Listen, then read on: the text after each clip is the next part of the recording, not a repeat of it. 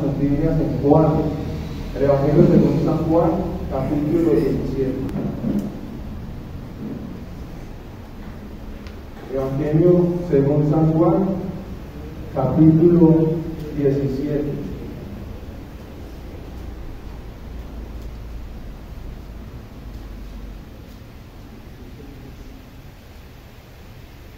Hasta el versículo 17. Juan 17, 12 al 17. Juan 17, versículos 12 al 17. Yo lo digo para ustedes. Cuando estaba con ellos en el mundo, yo los guardaba en tu nombre. A los que me diste, yo los guardé. Y ninguno de ellos se perdió, sino el hijo de perdición, para que la escritura se cumpliese. Pero ahora voy a ti y hablo esto en el mundo, para que tengan mi gozo cumplido en sí mismos. Yo les he dado tu palabra, y el mundo los aborreció, porque no son del mundo, como tampoco yo soy del mundo. No ruego que los quites del mundo, sino que los guardes del mal. No son del mundo, como tampoco yo soy del mundo. Santifícalos en tu verdad. Tu palabra es verdad. Pueden tomar asiento. En la mañana de hoy vamos a continuar nuestra serie de enseñanzas temáticas en el tema de la santificación. Ya hemos visto los medios corporativos, los que Dios usa cuando la iglesia se reúne para adorarle, para escuchar su palabra, para orar o para participar de la cena del Señor.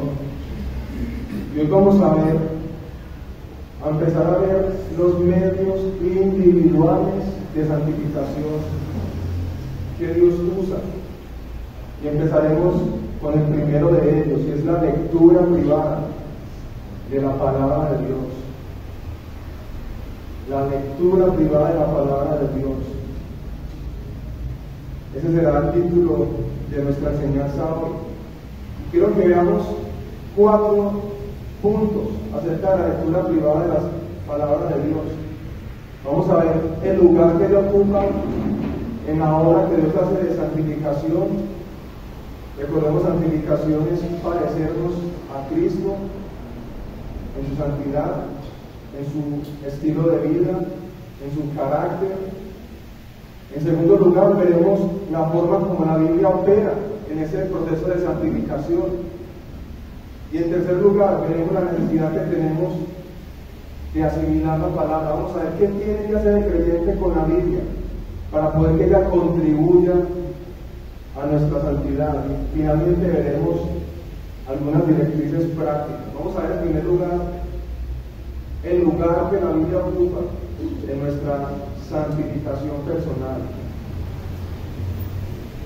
Jesús en esta oración, que es la oración más larga del Nuevo Testamento, es la oración llamada oración sumo sacerdotal, porque es Jesús antes de ofrecerse como sacrificio y como sumo sacerdote a Dios, hace esta petición, hace esta oración a su Padre y muestra el deseo de su corazón por cada uno de los que creen en Él, de sus discípulos, cada uno de los que le siguen. Él lo que Él desea no es su bienestar, no es su prosperidad, no es ni siquiera su salud, no es que sea feliz en esta vida. Lo que Jesús desea es que sean santificados, que sea un pueblo santo para Dios. ¿Y cuál es el medio que Dios usa para llevar a cabo ese fin que Jesús ora aquí en Juan 17? La verdad. La verdad. Yo les he dado tu palabra, versículo 14, que empezamos a leer.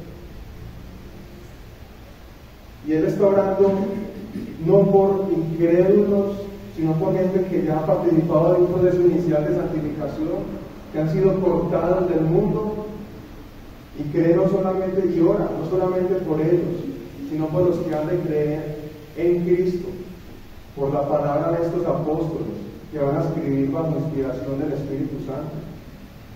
Es decir, que la palabra de estos apóstoles va a ser también palabra de Dios. La palabra de Jesús es palabra de Dios. El canon sería completado. Es a través de la Biblia entera que Dios continuaría siendo santo a su pueblo. Este texto que acabamos de leer nos muestra el origen de la palabra que estamos leyendo. Jesús dice, tu palabra, tu palabra.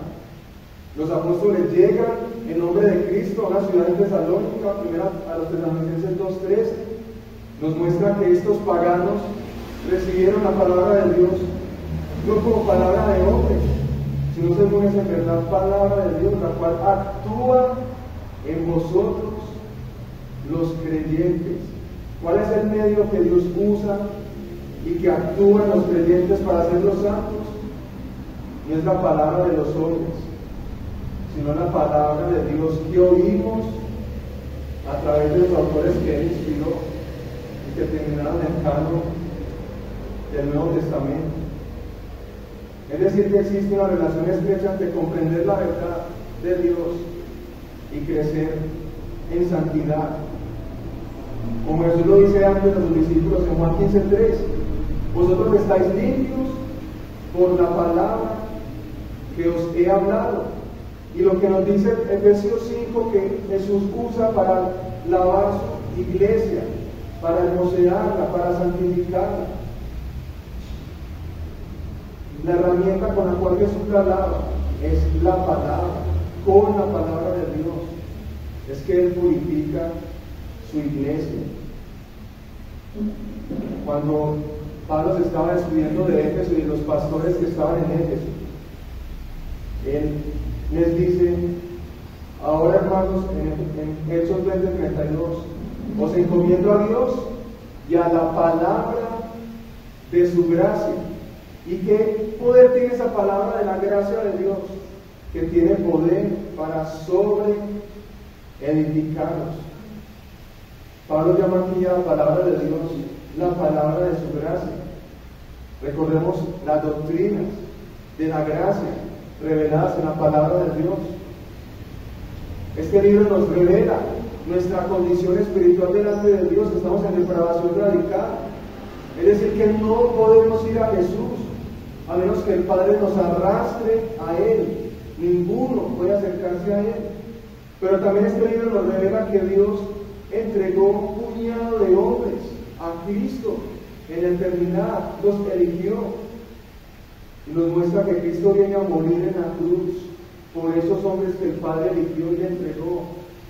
Y que son esos los que reciben la predicación del Evangelio, no como palabras de hombre, como todo el mundo la oye, sino como en verdad es palabra de Dios.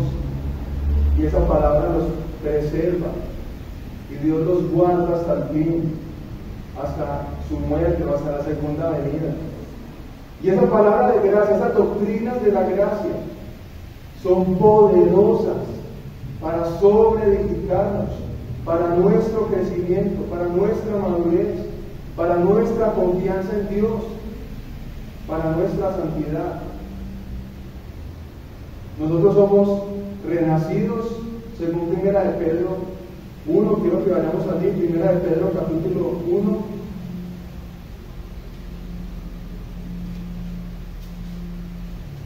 Versículo 23. Siendo renacidos no de simiente corruptible, sino de incorruptible, por la palabra de Dios, el instrumento que Dios usa para nuestro nuevo nacimiento, para ser los discípulos de Cristo. La palabra de Dios que vive, versículo 23 de 1 de Pedro 1, que vive y permanece para siempre. ¿Y qué sigue haciendo esa palabra en el creyente? Capítulo 2, versículo 2. Desead como niños recién nacidos la leche espiritual no adulterada. ¿Qué hace esa leche en nosotros? Para que por ella crezcáis para salvación. Si es que habéis gustado la benignidad del Señor, hemos gustado qué bueno es el Señor, hemos gustado su bondad al escuchar la palabra de su gracia, al escuchar nuestra condición como muertos espirituales, que Él ha hecho un plan de salvación y que debemos creer en su Hijo. Y al creer en Cristo, al confesar nuestros pecados y al dejarlos, tal cual su palabra lo revela, estamos gustando esa bondad de Dios y la seguimos gustando mientras leemos la Biblia. Y ella nos hace crecer para salvación, nos da madurez. Ahora bien, en segundo lugar, ¿cómo ella opera en nosotros? ¿Cómo ella trabaja dentro de la vida del creyente?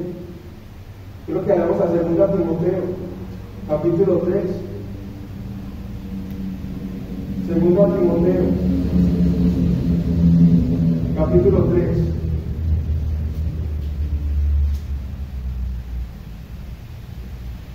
Del versículo 15 nos da el mismo punto. Las Escrituras nos hacen sabios para la salvación por la fe que es en Cristo Jesús. Usted no va a encontrar en ningún lugar el camino de salvación, ni estudiando el cosmos, el universo, ni estudiando ninguna otra cosa, sino la Escritura la que nos revela nuestra condición delante de Dios y el camino para llegar a Él, que es Cristo.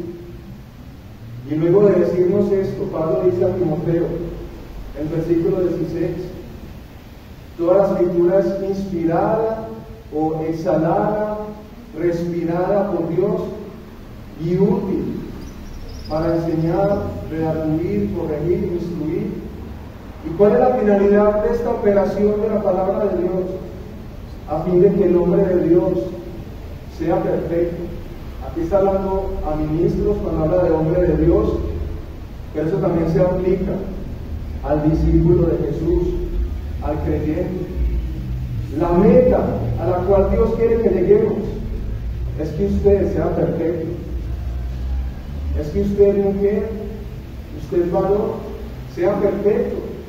Y cuando hablamos de perfección, a la luz de la palabra de Dios, no nos estamos refiriendo a un hombre impecable.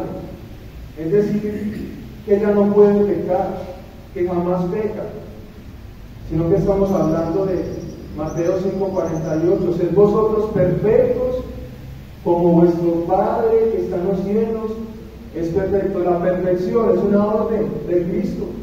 Sean perfectos como su Padre. Y si vamos al contexto de Mateo 5:48, ¿de qué perfección habla? Como el Padre ama a sus enemigos y les hace salir su sol sobre justos e injustos, sobre asesinos y sobre personas inocentes, hace Dios salir su sol, da sus lluvias, da su providencia, su provisión. Y Jesús dice, sean así ustedes con sus enemigos, y serán como su Padre que está en los cielos, serán perfectos. Pero esa no es la única vez que la perfección se aplica a un hombre. En la Biblia encontramos varios hombres de los cuales el Espíritu Santo dice, es perfecto. Caleb, uno de los espías que fueron, de los 2 espías que fueron a mirar la tierra prometida. Dice la palabra de Dios que este varón fue, en Números 32, perfecto en pos de Jehová. ¿Qué hicieron nosotros 10 espías? Dijeron, no vamos a poder llegar a ese lugar. Y empezaron a dudar de la palabra de Dios. Vamos a morir, nos van a matar esos gigantes. Y este Caleb dijo, no para tratar de calmarlos a todos, sino porque es lo que él sentía en el corazón, como luego más tarde lo diría. Él sentía en el corazón, no, nosotros podemos más que ellos porque Dios está con nosotros. Si Dios ha abierto el rojo, si Dios hizo las señales en Egipto, también va a entregar esa tierra. Y la Biblia por eso lo llama perfecto, en pos de Jehová, es decir, maduro. Eso es perfección. Madurez, cuando todo el mundo duda de la palabra de Dios y usted es el 1% que cree en la Biblia, cuando todo el mundo la niega y se burla de ella, eso es lo que la Biblia llama perfección, madurez. Job, capítulo 1, el Espíritu Santo atestigua de él, quien era un hombre perfecto y recto temeroso de Dios y apartado del mal. Y Dios le da testimonio a Satanás acerca de Job. ¿No has considerado a mi siervo Job, que no hay otro como él en la tierra, varón perfecto, varón maduro? Esta es la meta de nuestra vida cristiana. A eso es lo que Dios entrega a la Biblia, para que usted sea perfecto, maduro. Y Satanás pone a prueba la supuesta perfección de Job.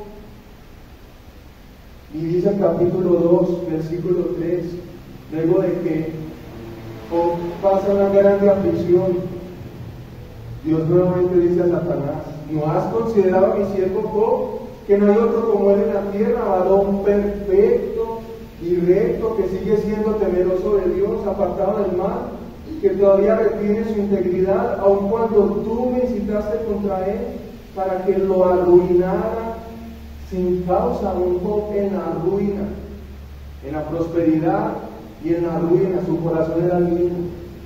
Seguía adorando a Dios. Y el Espíritu Santo nos dice: esa es su meta. Allá es donde quiero que usted llegue. Y para eso le entregué este libro, para llevarlo a la madurez, a la perfección. Ahora bien, volvamos a 2 Timoteo 3:17. ¿Qué hace la Escritura? Es útil para enseñar, en primer lugar. Y esto también nos enseña cómo leer la Biblia. ¿Cómo leer la Biblia? De la manera como el Espíritu Santo nos la entregó. En primer lugar, para enseñar. Es decir, que la Escritura ilumina nuestro entendimiento, borra esas ideas torcidas que traemos de nuestra vieja naturaleza, de cuando éramos esclavos del diablo. Quedaron todavía ideas equivocadas que el Espíritu Santo sigue arrancando con su palabra, nos sigue limpiando con ella. Como seres caídos que éramos, teníamos conceptos erróneos acerca de Dios, acerca de nosotros, acerca de los demás, acerca del pecado, acerca de la vida eterna, acerca del infierno, del cielo, o no creíamos en él, o pensábamos que era un invento. ¿Y qué hace la palabra de Dios? Nos enseña la doctrina acerca de Dios, del hombre, de la vida venidera, del pecado. Nos instruye. Nuestro entendimiento debe ser renovado. Nuestras mentes tienen que ser transformadas. Hay que sustituir toda esa información equivocada e instalar ese chip de la palabra de Dios para tener esa mente de Cristo, pensar bíblicamente y ver a través de la Biblia todas las cosas. ¿Qué más hace la Escritura? En segundo lugar, redarguye. Para redarguir, esa palabra lo hubiera usado un varón griego para hablar que le dio una pena a su hijo, lo azotó. Y eso es lo que hace el Espíritu Santo con esta vara de la palabra de Dios. Nos azota, nos redarguye, nos muestra el pecado, para que podamos verlo y ver esos ingredientes que veíamos el jueves. Ver el pecado, sentirlo, confesarlo, sentir vergüenza acerca del pecado, odiar el pecado y apartarnos de él. Eso es lo que hace el Espíritu Santo en nosotros. Por ejemplo, usted en su lectura privada, diaria, consecutiva de la Biblia, se encuentra muy temprano en Éxodo, que hay un día de 7 que se debe guardar para Dios como santo, llamado el Día del Señor en el Nuevo Testamento, y que ese día no es para andar en nuestros negocios como si fueran lunes, o un sábado parte 2, y seguir usted dedicándose un día para usted mismo. No, este día es para dedicarlo a Dios, y esos son los azotes que vienen del Espíritu Santo. Y era tan delicado que hubo un hombre que estaba recogiéndole un día de reposo, como era llamado en el Antiguo Testamento, y lo meten en la cárcel. Y Dios dice de ese hombre: apedréelo toda la congregación. Dios, el Dios de amor, de bondad, de paciencia, de misericordia, dice, apedréenlo todos. ¿Por qué? Porque Dios santificó este día. Para Dios este día es muy importante. Para Dios este día es santo, es sagrado. Y así debe serlo para nosotros. Y como eso, y es mucha más obra del Espíritu Santo redarguyéndonos y haciéndonos ver nuestro pecado y sentir el dolor que nos debe hacer sentir ofender a Dios. Pero también nos corrige, no solamente nos redarguye, sino que nos muestra entonces cómo debemos guardar, por ejemplo, el día del Señor. ¿Qué debemos entonces hacer? Él nos guía por sendas de justicia, por amor de su nombre, y nos encausa por el camino correcto, el camino que Él nos traza en la palabra de Dios, y nos instruye en justicia. Es decir, nos muestra cómo debemos actuar en cada situación, cómo el marido debe tratar a su esposa, cómo el hijo debe someterse a su padre, cómo el padre debe criar a su hijo, cómo el empleador debe comportarse con sus empleados. Para cada circunstancia de la vida, cada situación, hay una instrucción en justicia de la palabra de Dios. Es lo que dice la Confesión de Fe de Londres, en el capítulo 1, su párrafo 6.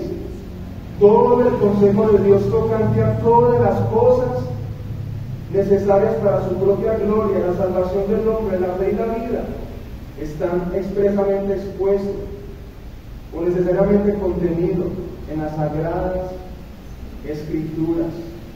Es como dice el himno con firme cimiento. ¿Qué más él pudiera a sus hijos decir si todo en su libro lo ha dicho el Señor? Es leyendo la palabra de Dios, como estamos diciendo, que nos estamos fiando de Jehová de todo nuestro corazón y no apoyándonos en nuestra experiencia, en nuestra propia sabiduría, sino que lo estamos reconociendo en todos los caminos, en todo lo que hacemos. Ahora, en tercer lugar, nuestro tercer punto, ¿qué debemos hacer? Si esto es la Biblia, ¿será que ella obra mágicamente y si lo abrimos y nos dormimos sobre él, mágicamente ese contenido se va a nuestra mente? O si lo abrimos en la sala de la casa, va a cambiar la atmósfera del hogar y va a protegernos de las malas energías o malos espíritus.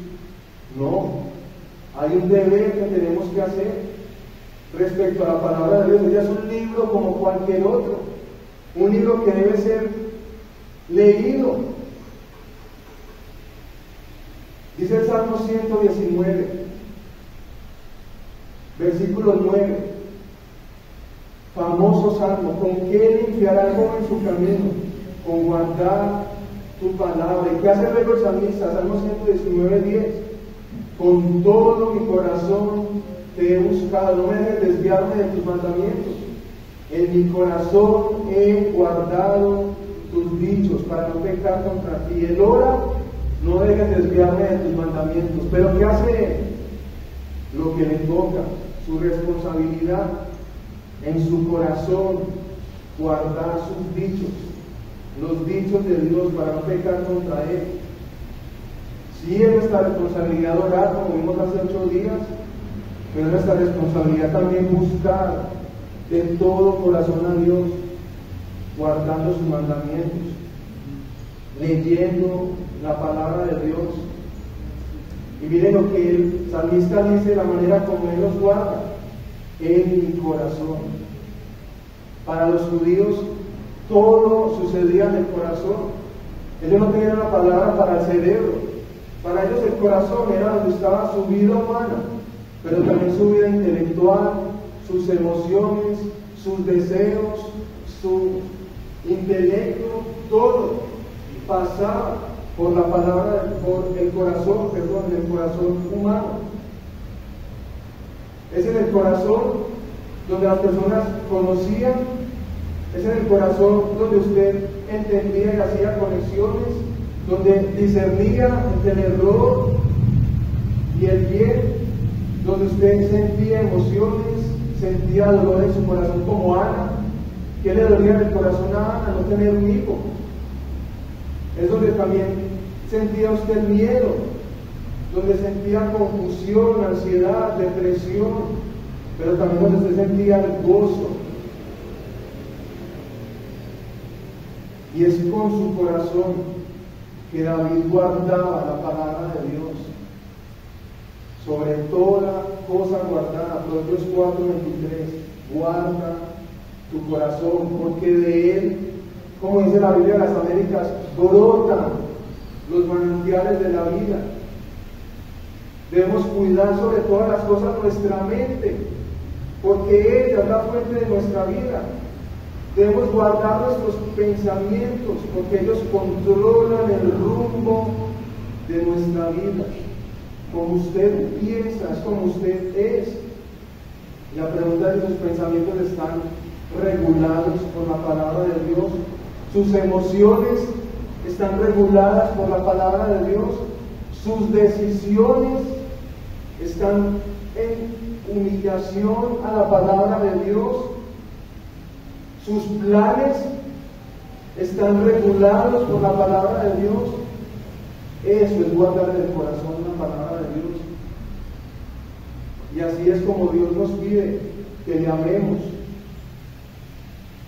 Cuando a Jesús se le pregunta cuál es el más grande mandamiento, Él responde: amar a Jehová nuestro Dios con todo nuestro corazón, citando el Deuteronomio. Es así como debemos amar a Dios. ¿Y cómo se expresa ese corazón amoroso a Dios? Estas palabras que yo te mando hoy estarán sobre tu corazón. Mis hermanos, el amor a Dios no brota de la nada.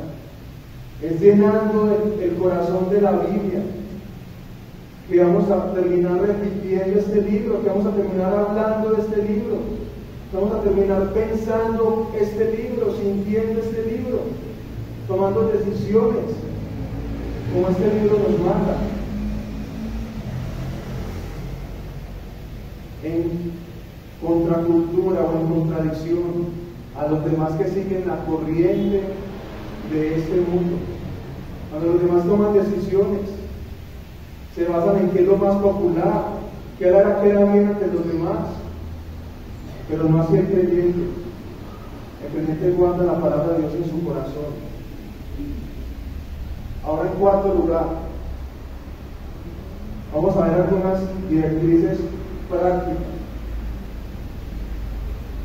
para atesorar la palabra de Dios y guardarla en nuestro corazón, y pensar Biblia, sentir Biblia, anhelar Biblia, guardarla en el corazón.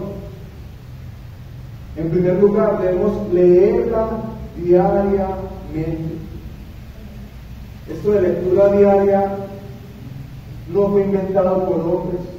Dice Deuteronomio 17:18 que cuando Israel fuera a pedir rey, ese rey, cuando se sentara en el trono, debía escribir una copia del libro, de esta ley, de la palabra de Dios que había hasta ese momento, y leerla todos los días de su vida, todos los días de su vida, de lunes a domingo, todos los días del año, 10, 20, 30, 40 años, los años que usted esté en esta tierra, todos los días, ni un solo día, dejar de leer la palabra de Dios. ¿Para qué? Para guardar todas las palabras de esta ley, Deuteronomio 17, 19, y sus estatutos, para ponerlos por obra. No hay otra forma. Es decir, que usted debe apartar un tiempo diario para exponer su corazón a la palabra de Dios. Y ahí viene una mentira, y es que yo no tengo tiempo para leer la Biblia. Es como decir, yo no tengo tiempo para dormir o para comer. De la Biblia depende nuestra vida espiritual. Debemos decir más bien y ser sinceros y decir: yo no la considero tan importante como para sacar el tiempo de leer. Ya eso sí es la verdad. Segundo, debemos leerla reverentemente, no solo diariamente, sino leerla reverentemente. Se dice en un nombre de Dios que la leía de rodillas, leía la palabra de Dios. Dice Deuteronomio 32, 45, y acabó Moisés de recitar todas las palabras a todo Israel, y les dijo: aplicad vuestro corazón, es decir, fíjense, mediten, tómense en serio, entréguense, piensen bien a todas las palabras que Dios testificó. ¿Por qué, Moisés? Porque no es cosa vana, es vuestra vida. No son palabras vacías, no es un libro de ciencias naturales que si lo sé bien y si no sé, pues no voy a morir por eso. No, usted va a ser juzgado por lo que dice este libro delante del tribunal de Cristo cuando Él regrese. Este libro es nuestra vida. Como decía alguien, lea su Biblia como si su vida dependiera de eso, porque es verdad, su vida depende de leer este libro. Miren, en el caso de Israel, si ellos no aplicaban su corazón a la palabra de Dios, había una serie de consecuencias nefastas, tan trágicas, que las mujeres iban a terminar comiendo a sus niños por una hambruna impresionante que Dios les advirtió: si ustedes dejan este libro, se van a terminar comiendo entre ustedes. No en el sentido figurado, realmente se van a comer entre ustedes la carne. Y eso sucedió con Israel. No hicieron caso, pensaron que eran palabras vacías, que era una verdad más de muchas, y murieron, miles murieron por no guardar este libro. Nuestra vida depende de la palabra de Dios, y debemos leerla reflexivamente. Cuando Pablo entrega sus mandamientos a Timoteo en la segunda carta, capítulo 2:7, le dice Pablo a Timoteo: considera lo que digo. Pablo le había dicho a Timoteo que era un labrador, que era un soldado, que era un atleta, y Timoteo debía pensar en eso, debía leer reflexivamente esa carta. ¿Para qué? Para que el Señor le dé entendimiento en todo, sin considerar la Biblia, sin leerla reflexivamente, sin leerla palabra por palabra, poniendo todo el sentido a cada letra. No vamos a entenderla. Ella se abre como la sabiduría en Proverbios, pero a los que tocan sus puertas. Ella abre sus tesoros a los que los buscan. Y debemos leerla organizadamente. Ustedes ponerse a toda la palabra de Dios. Aquí viene la pregunta. No le pido que alce la mano, pero ¿ha leído usted toda la Biblia? ¿Ha leído usted todos los 66 libros? ¿Ha leído usted los 1189 capítulos, los más de 32.000 versículos que ella tiene? Todos. ¿Los ha leído siquiera una vez en su vida?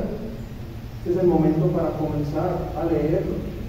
Porque dice Jesús que no solo de pan vive el hombre, sino de toda palabra. No solamente los salmos, no solamente algunas partes agradables, sino de toda palabra.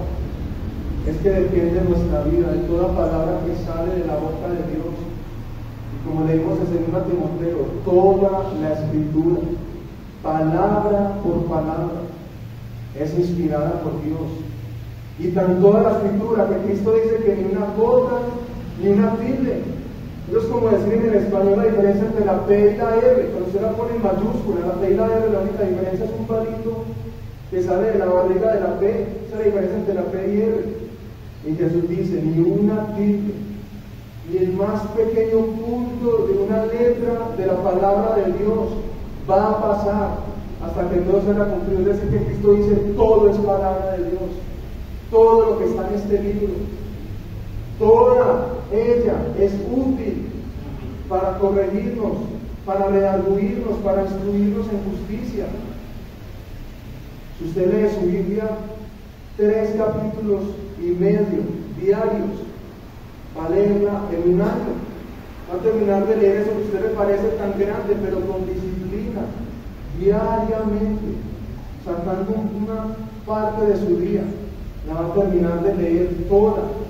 Y va a encontrar cosas que usted ni había imaginado, que estaban en la palabra de Dios y que Dios le había dicho a usted y que no conocía. Y debo no solamente leerla toda, sino meditar en lo leído y aplicarla. Cuando David escucha la palabra de Dios, que acá vino a traerle, a través de una parábola, donde le dice que un hombre rico fue y le quitó la ovejita a un hombre pobre, la única que tenía, para comérsela, teniendo muchas ovejas. David se enoja y dice que muera ese hombre. ¿Y qué le dicen acá? Tú eres ese hombre rico que le quitó la única ovejita a un hombre pobre para comérsela cuando tenía muchas que escoger en su hacienda. ¿Y qué hace David? Pequé contra Jehová y se arrepiente amargamente, confiesa su pecado, porque él aplica la palabra de Dios a su vida. Eso es lo que queremos decir. Cuando usted lee la Biblia, no es decir, qué mal que está el mundo. El mundo sí estás perdido, sino es que decir, no, qué mal estoy yo, qué mal estoy yo, qué mal estoy yo delante de Dios. Era un adúltero y no sabía, era un envidioso y no me daba cuenta, era un mundano, disimulado, era un hipócrita y no lo sabía. Y ve su pecado, lo siente, lo confiesa, siente vergüenza y odio por él y lo deja. Y así la Escritura va a cumplir el propósito para el cual Dios la mandó, que usted alcance la perfección, que usted sea un hombre y una mujer madura.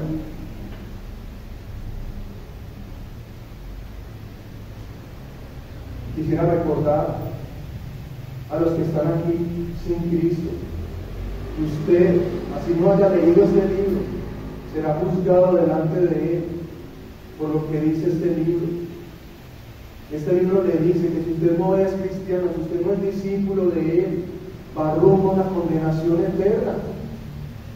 Él está sacando de la ignorancia en este momento a la exposición de su palabra, pero hay una sola forma de huir de esa condenación que va a venir sobre todos, y es arrepentirse de sus pecados y creer en Él.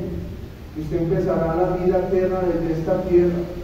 ¿En qué consiste la vida eterna?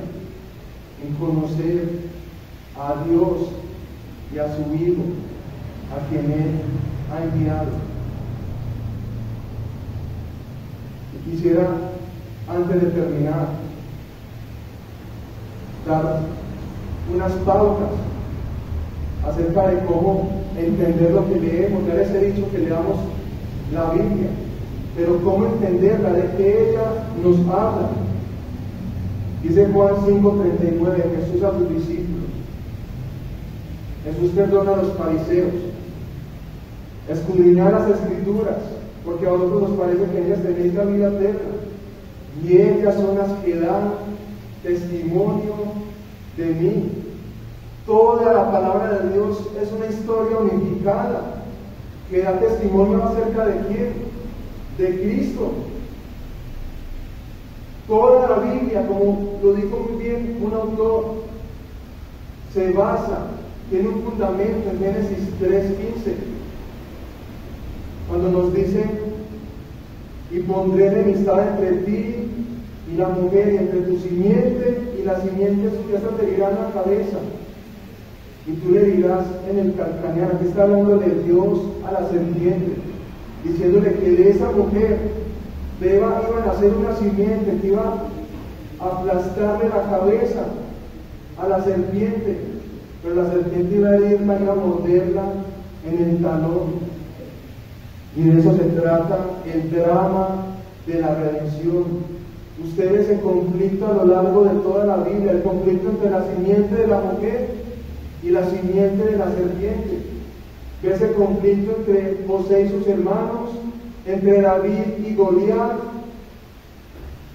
Ve ese conflicto entre Moisés y Faraón, la simiente de la mujer contra la simiente de la serpiente, hasta que entramos al Nuevo Testamento y viene Jesús nacido de mujer, Y en Hebreos 2:14 se nos dice: así que por cuanto los hijos participaron de carne y sangre, Él, Cristo, participó de lo mismo para destruir por medio de la muerte al que tenía el imperio de la muerte, esto es, al diablo. De eso trata la Biblia. De eso trata la Biblia. Ese es el drama que está detrás de todo. Y si usted entiende eso, usted entendió la Biblia. Y usted busca eso en cada porción que lee, usted está entendiendo la Biblia. ¿Qué dice el etíope Felipe? ¿Cómo voy a entender la Biblia si nadie me explica? ¿Y qué hace Felipe? Empieza desde Isaías a explicarle el Evangelio de Jesús. Y el etíope entiende la Biblia. Ah, Jesús está desde el Antiguo Testamento. Desde ahí está el Evangelio de Él. Usted pasará de la desesperanza a la esperanza, de la tristeza al gozo, del miedo al valor, porque eso es lo que hizo la palabra de Dios en los discípulos, cuando la entendieron como lo que ella es, como el testimonio acerca de Cristo. Vamos a terminar en oración y luego cantaremos un himno. Oh Señor, nosotros oramos que la palabra de Cristo habite ricamente en nosotros, y que seamos hijos, padres, maridos, empleados, empleadores, llenos del Espíritu Santo, porque están llenos de la palabra de Cristo. Que tengamos ese carácter de Jesús en nuestras vidas. Oh Dios, díganos amar y desear tu palabra como leche pura, para que por ella crezcamos para salvación. En Cristo Jesús. Amén. Les invito a que terminemos cantando un himno